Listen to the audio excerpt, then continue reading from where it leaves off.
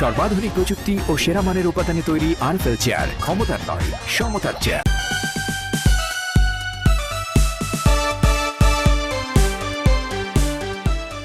কথায় আছে লবণ ছাড়া যেন জীবনটাই পানসে, অর্থাৎ জীবনের পরতে পরতে লবণ যেন এক অনিবার্য উপাদান। খাবার থেকে শুরু করে শিল্পখাত, এমন হাজারো রকমের খাত আছে যেখানে লবণ এক অপরিহার্য অনুষঙ্গ। দেশে সেই লবণ একমাত্র উৎপাদন হয় কক্সবাজার এবং চট্টগ্রামে। চট্টগ্রাম 24-এর ঈদের বিশেষ আয়োজনে আজ জানবো লবণ বাণিজ্যের একাল সেকালের গল্প। ভিগো ওয়্যার গার্ড, প্রয়োজন মতো বাঁকানো যায়, অধিক চাপেও ভাঙে না। ভিগো।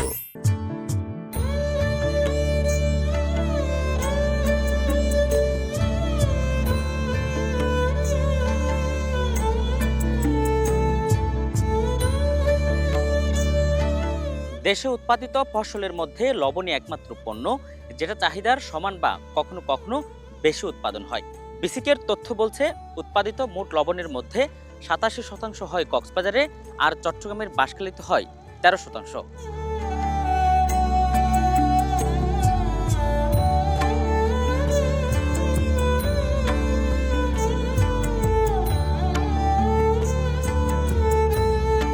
লবণ শিল্পকে ঘিরে বিশাল কর্মযজ্ঞ কক্সবাজার ও বাঁশখালীতে। মূলত কক্সবাজারের 8টি উপজেলা ও বাঁশখালী মিলে 9টি উপজেলায় লবণ উৎপাদন হয়। এখানে উৎপাদিত লবণ দেশের 8টি জোনে যায় ট্রলার এবং গাড়ি যুগে।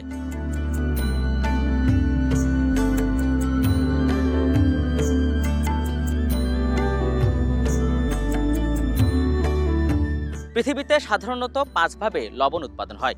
এর মধ্যে বাংলাদেশে লবণ উৎপাদন হয় শতভাগ সৌর পদ্ধতিতে। মূলত সমুদ্রের পানি সমতল জমিতে বন্দি রেখে সূর্যতাপের মাধ্যমে শুকিয়ে লবণ উৎপাদন করা হয়। আর পৃথিবীব্যাপী যে লবণ উৎপাদন হয়ে থাকে তার তুলনায় বাংলাদেশে উৎপাদিত লবণ 0.55%। নদী থেকে দিয়ে আপনার ফার্ম মেশিন দিয়ে এখানে জমা রাখি পানিটা। একদিন পর 2 দিন পর ওই যে একটার থেকে একটা পাল্লায় আনতে আনতে এখানে আস্তে আস্তে একটু লবণাক্ত হয়ে যায় পানিগুলো, বুঝছেন। তারপর আমরা ওইখানে পলিথিন মিশিয়ে ওইখানে দিয়ে ভিতরে ঢুকাই দিই। 2 দিন পর উনি আস্তে আস্তে লবণ হয়ে যায়। রোদ বেশি, তাপমাত্রা বেশি হলে হবে না। তাপমাত্রা বেশি হলেও আপনার লবণের মাঠের কতগুলো আছে, ওয়াদার ঠিক থাকলে লবণ উঠবে, ওয়াদার ঠিক না থাকলে লবণ হবে না। যেমন দক্ষিণা বাতাস, এই বাতাসে কুয়াশা প্রচণ্ড গরম, কিন্তু ওয়াদারটা তেমন কিনা ঠিক না। উৎপাদন প্রতিদিন তো কানিয়ে 20 মন 30 মন এরকম করে উৎপাদন হয়। এখন উৎপাদনে কী করবো ভাই, এখন আমরা তো মাঠ লসি দাম অনেক দাম দিয়া, এখন তো লবণের দাম তো সেটা, সব জিনিসের মূল্য আছে আর লবণের তো মূল্য নেই। এখন আমরা তো বিক্রি করতে পারি না, ওই গাতে ঢুকাই রাখছি, সব এখানে ঢুকাই রাখছে, ওখানে ঢুকে রাখছে। এখন যদি বিক্রি করি আমাদের বাড়ির দিকে টাকা আনি ওখানে জমিদারের দিতে হবে। এখন উৎপাদন ভালো হইতে আছে, কিন্তু আমরা গিয়া দাম মূল্য পাচ্ছি না আর কি, মূল্য অনেক কম, লস হইতে আছে।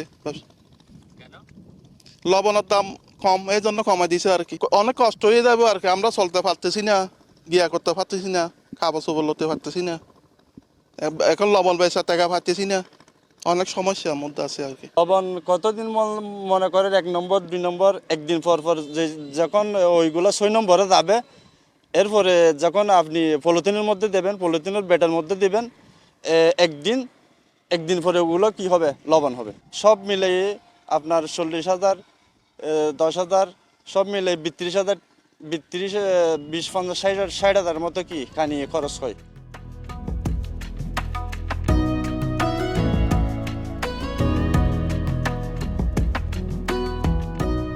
লবণ অতি প্রাচীন একটি শিল্প।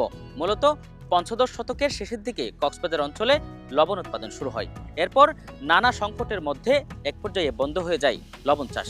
সেটি আবার পুনরুজ্জীবিত হয় 1939 সালে ব্রিটিশ সেনাবাহিনীতে কর্মরত নুরুল আফসার নামে এক সদস্যের হাত ধরে।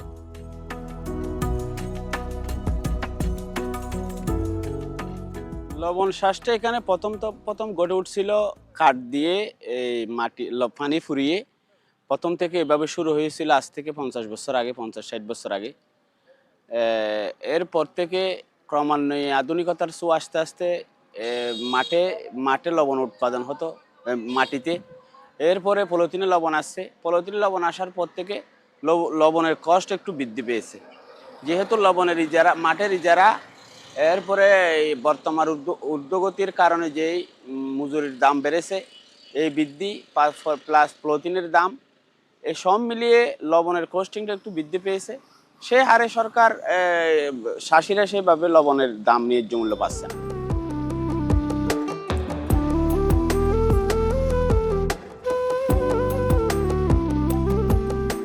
দর্শক, লবণ শিল্পের আরো তথ্য জানাবো, নিচ্ছি ছোট্ট একটা বিরতি, ফিরছি একটু পর।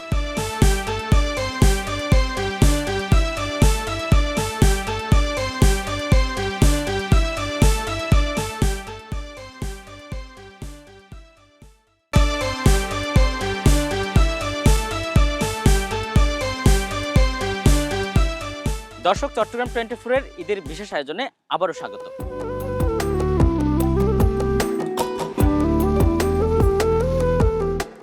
1960-61 অর্থবছরে কক্সবাজার ও চট্টগ্রামে যেখানে লবণ চাষের জমি ছিল 6,774 একর, বর্তমানে তা ঠেকেছে 68,505 একরে। সর্বশেষ অর্থবছরে উৎপাদন হয়েছে 24,37,890 মেট্রিক টন। তবে সরকারি মেগা প্রকল্পের দাপটে গত কয়েক বছরে লবণ চাষের জমি কমেছে 3,600 একর। মনে করেন এক কানি লবণ নিচ্ছি 50,000 টাকা 40,000 টাকা করে। লবণের দাম এখন মনে করেন 180 টাকা 200 টাকা, আগে ছিল 700 টাকা 800 টাকা। তখন লবণ চাষিরা কিন্তু অনেক ভালো ছিল, এখন কিন্তু দুরবস্থা লবণ চাষিদের। এখন যে নতুন পদ্ধতির যে চাষটা লবণ শিল্প বেসিক যেটা উদ্যোগ নিয়েছে, যে প্রকল্পটি উদ্যোগ নিয়েছে, আমি মনে করি সেটা আমাদের এই যে কক্সবাজারের যারা লবণ চাষি আছে তাদের জন্য অনেক উপকার হবে। কারণ যারা চাষ করে তারা কিভাবে সেটা লবণ আরও উৎপাদন বৃদ্ধি করতে হয় সেটা তারা জানে না। যদি সরকারিভাবে যদি একটা প্রকল্পের আন্ডারে যদি তাদেরকে প্রশিক্ষণের মাধ্যমে যদি সেটা কিভাবে চাষ করলে লবণ বৃদ্ধি পাবে, দেশের জন্য আরও বেশি লবণ তারা উৎপাদন করতে পারে, সেটা যদি পায় তাহলে দেশের জন্য ভালো হবে এবং লবণ চাষিদের জন্য ভালো হবে।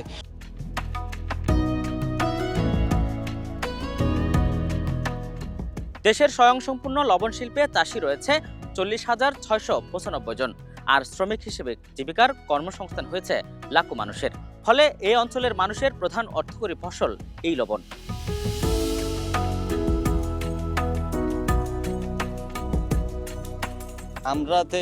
আমরা পাপ তারা করতো, পাপ তারা থেকে মনে করেন ওরার সাথে আমরা লবণের মাঠে আইছি, আমরা শিখছি আর কি। এই পেশা আমার বাপে করছে, আমার বাপের দাদাই করছে, বাপে করছে, বাদ আমরা করছি। আমি আইছি এই পেশাতে 20-40 বছর।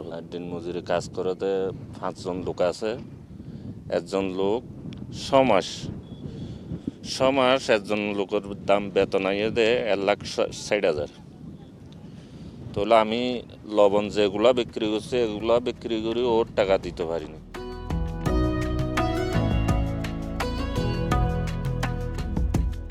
অন্যান্য ফসলের মতো লবণেও একবার দুর্ভিক্ষ দেখা দিয়েছিল দেশে, সেটা 1974 সালে।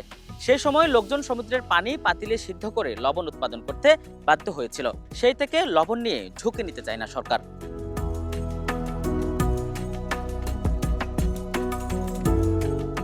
97-98 সালের দিকে তখন এক সময় লবণ শিল্পে একটা ধস নামে, কারণ মাটিতে যখন চাষ হইতো একেবারে কালো লবণ হইতো। এক সময় লবণের মন প্রতি দাম তখন 15-20 টাকাতেও নেমে আসে।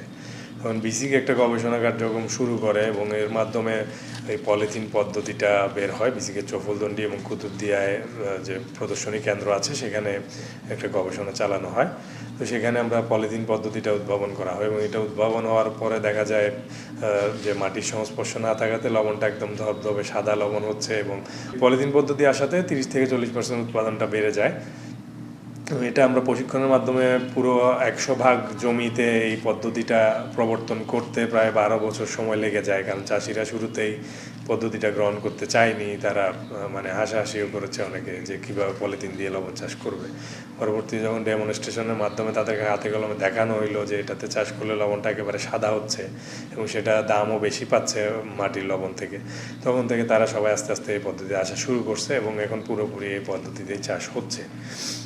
কিন্তু বর্তমানে দেখা যাচ্ছে চাহিদা যেহেতু দিন দিন বাড়তেছে এবং আমাদের লবণটা কিন্তু প্রায় বেশ কয়েকটা খাতেই ব্যবহার হচ্ছে। খাবারের লবণ হিসেবে ব্যবহারের বাদেও আমাদের শিল্পতে কাঁচামাল হিসেবে ব্যবহার হচ্ছে বিভিন্ন শিল্পে।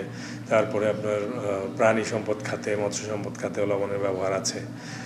তো যার কারণে দিন দিন আসলে চাহিদাটা বৃদ্ধি পাচ্ছে।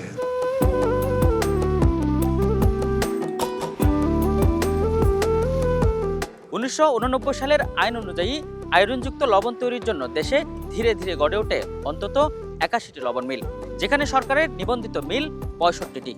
এসব মিলে পরিশোধিত লবণ তৈরি হয় ভোক্তাদের জন্য, যা প্যাকেটজাত হয়ে যাচ্ছে মানুষের রান্নাঘরে।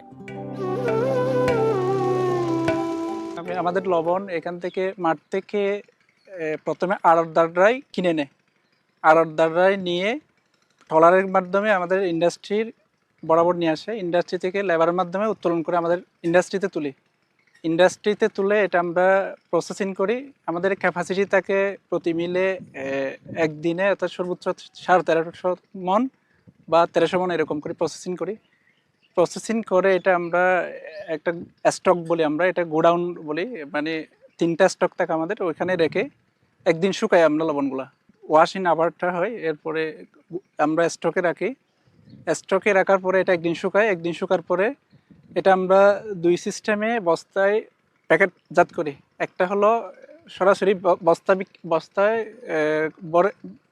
বস্তা ভর্তি করে গাড়ি ডেলিভারি দিয়ে, আর একটা হলো আয়োডিনযুক্ত লবণ।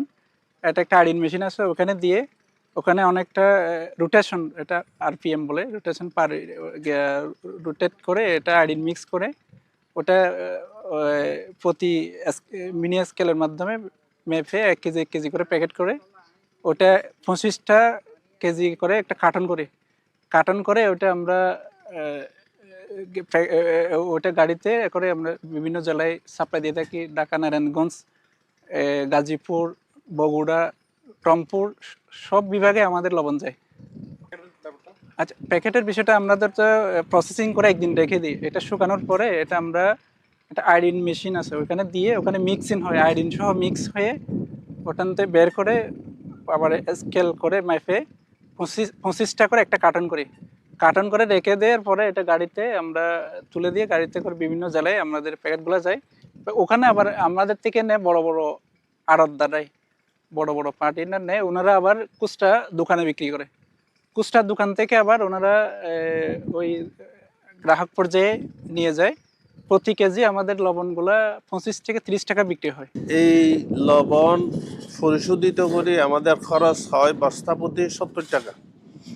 আর সবার তো ব্যাংকের এই ফাইন্যান্স আছে, ওইটা ইন্টারেস্ট বাদ দিয়েও আমাদের প্রায় 65-70 টাকা এক বস্তা মালের মধ্যে আমাদের ওই খরচ হয় আর কি, ডাল, আমা, মিলিং, সমস্ত মিলিং।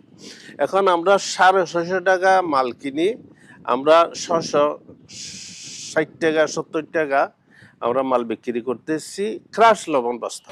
গত বছরের উৎপাদিত অনেক মাল এখনো ফিল্ডে চাষিদের হাতে এবং আমাদের মেইলি অনেক মাল স্টক আছে, পুরাতন মাল। ওইটা আমরা খরিদ করছিলাম 950 টাকা 1000 টাকা প্রতি বস্তা। সেই লবণ আমরা ক্রমান্বয়ে দাম নিচে আসতে আমরা ওইটা বিক্রি করতে পারি নাই। অনেক টাকা লস আছে, আমাদের ব্যাংকের ফাইন্যান্স আছে, ওখানে ইন্টারেস্ট আছে, এই কারণে ওইটা আমরা আর বিক্রি করতে পারি নাই, কম দামে বিক্রি করি নেই। হয়তো লাস্টে হয়তো কিছু দাম পাবো, ওইরকম আশা করি। আস্তে আস্তে একেবারে এখন 600 টাকা 650 টাকার মধ্যে এসে গেছে। দর্শক, ঐতিহ্যের লবণ শিল্প নিয়ে এই ছিল চট্টগ্রাম 24-এর ঈদের বিশেষ আয়োজন। এতক্ষণ সাথে থাকার জন্য সবাইকে ধন্যবাদ।